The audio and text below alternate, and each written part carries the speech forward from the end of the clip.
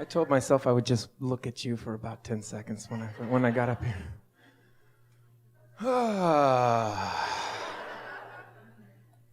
Okay, so this is meeting you for the first time last year on the internet was one of the most awesome, mind-blowing, and supportive things in my life, because I've always been somebody that looks around to other people and sees potential and sees all this this life. And I used to write when I was a kid in high school about how everyone's like their own God, and everyone has this amazing, sense of themselves in them. And just in that little speech right there, I watched and I felt everybody transform into absolute angelic gods, right?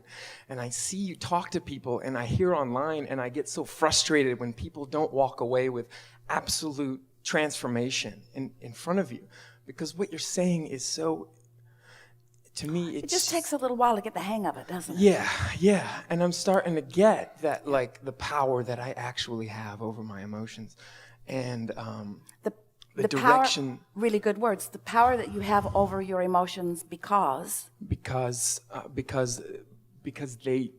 send me in the right direction. If I follow them, if they're good and I follow them, then I'm going in the right direction. Yeah. I'm headed in the right direction. Good, really good response. Yeah.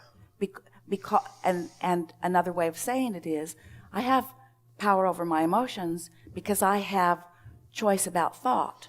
Yeah. And then what you said, right. Because I'm aware of how I feel, so I catch it at the early stages when it's easy to change the thought. If there's a lot of momentum in a thought and you say, I'm going to think different, you're not, because momentum isn't going to allow it. Law of attraction says, this is what you've been thinking about, here's more thoughts like that. And that 17 seconds is so powerful, and a lot of ways I don't have the patience to sit there and do that. So my thing is I don't... Wait. You don't have the patience, but sometimes a desire to feel good, Esther says that. People say to her, thank you for your patience, and she says, you misunderstand me completely.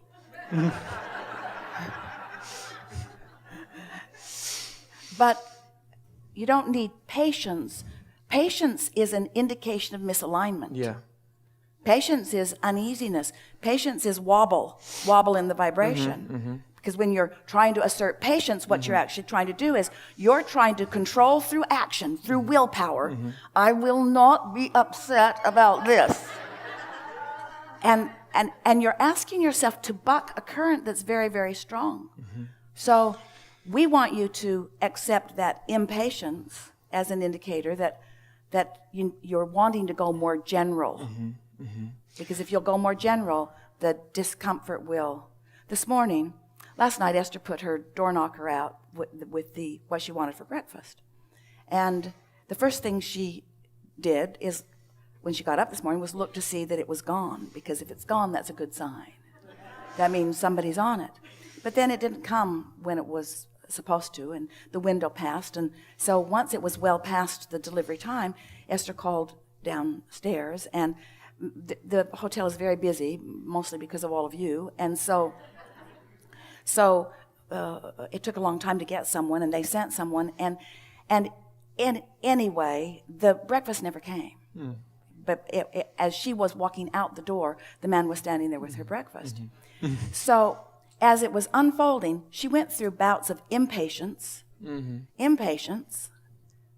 mild to mediate to strong impatience, and then she just made a decision. It's no big thing.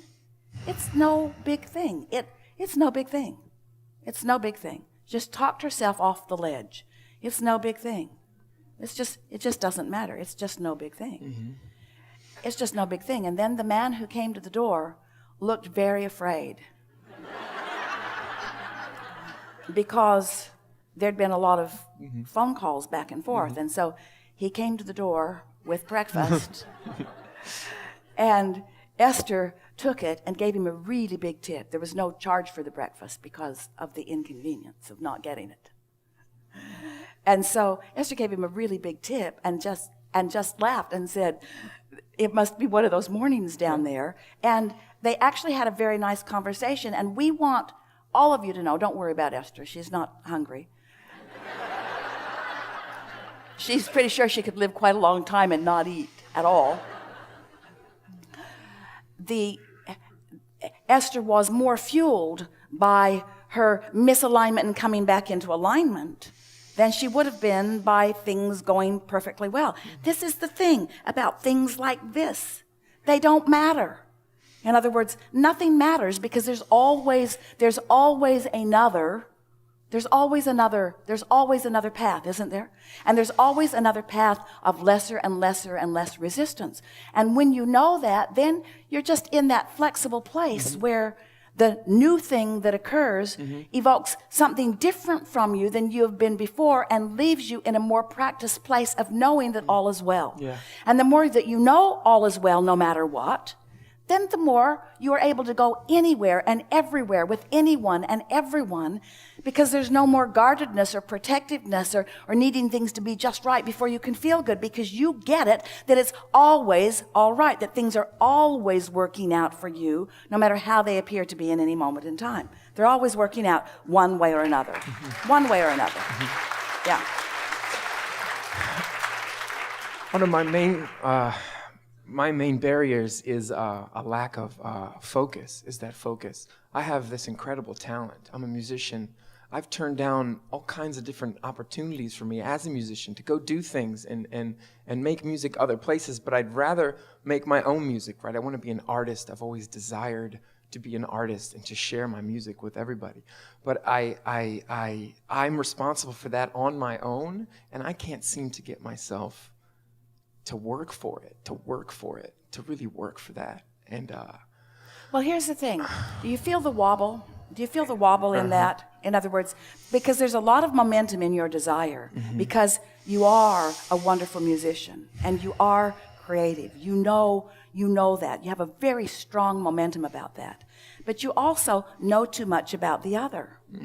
You know so much about what you don't want, which was important, because knowing what you don't want is what helped you know what you do want. But you've got both of those vibrations going on at the same time.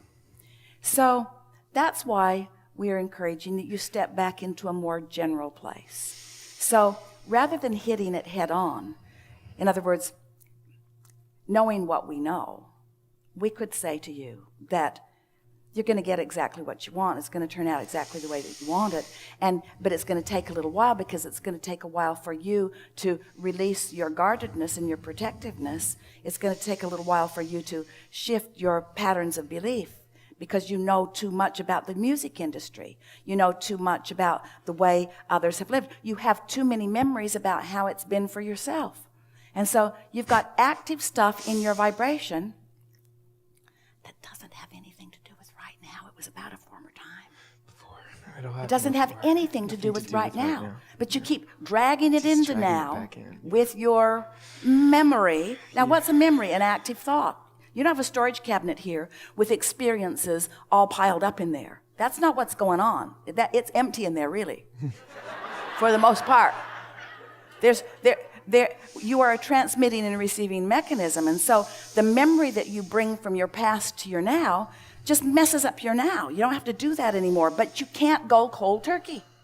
You just can't all of a sudden stop thinking about those thoughts that you've lived, because living them, hear this, living them seemed to validate them. Living them seemed to prove them, seemed to make it true enough that you should keep telling the story.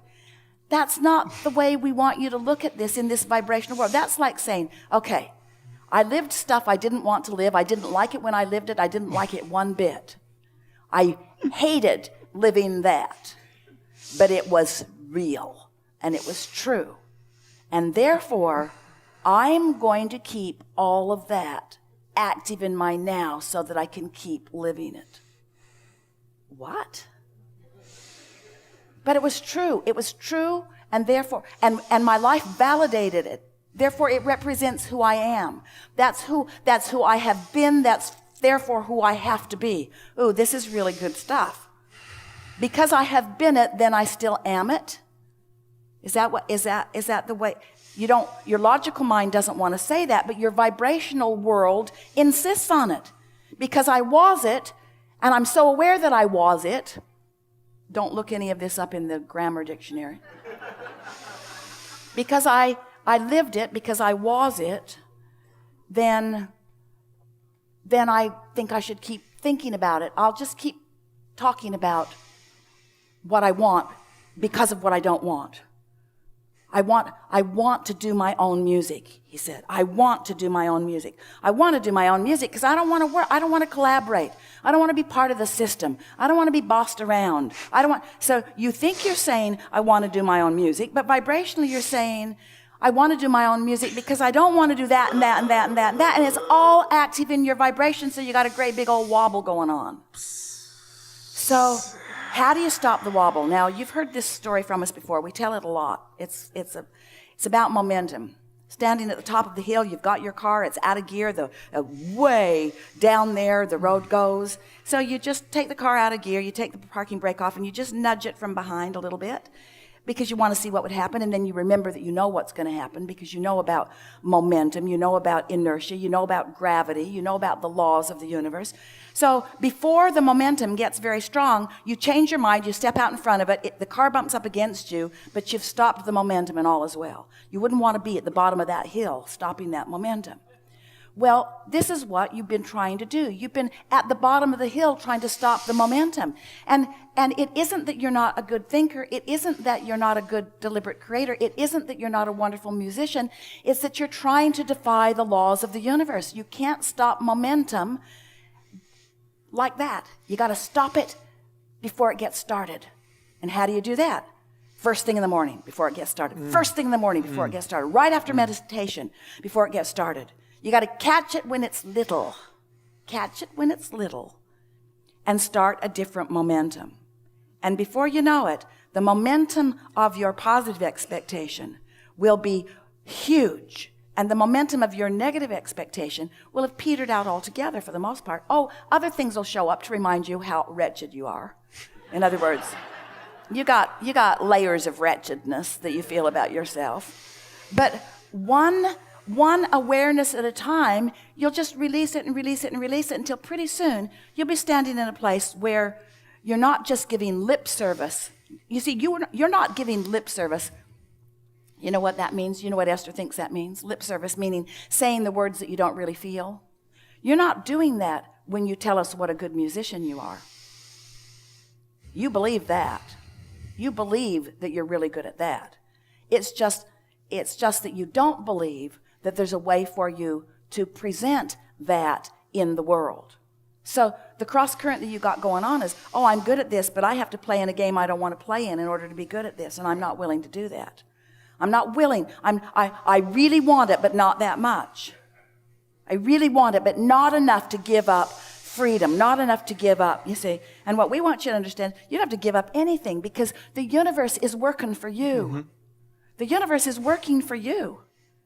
You're just giving mixed signals, so the universe gives you some of what you want and then some of what you don't want, some of what you want, and some of what you don't want. Very compliant universe, giving you exactly what you've got going on vibrationally. And if you don't like what you're getting, you got to stop emitting it, which means you got to clean up your thoughts. It's just that simple. You got to clean up your thoughts, which means something even simpler. You got to care about how you feel. You got to care about how you feel that you're not thinking thoughts logically. You're not thinking thoughts because other people want you to think the thoughts.